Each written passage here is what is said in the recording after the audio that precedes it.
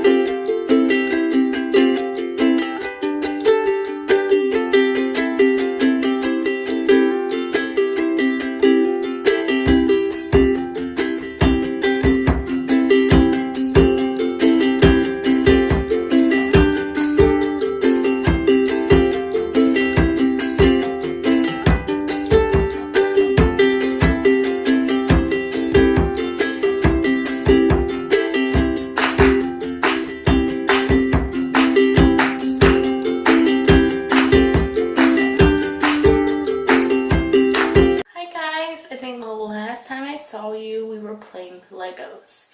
After that, I watched some Bachelorette. Gotta finish that. Not done yet. First episode. And I am very excited about that. So excited. I kind of wish she won, but she didn't. So now she has her chance now. Anyways. I think my next video for you guys, or not my next, I think my next is going to be another vlog, and then the one after that, maybe, it's going to be a DIY. What do you guys think about that? You like that idea? I do. So either our next video or the video after that will be a DIY. And I'm pretty excited about it.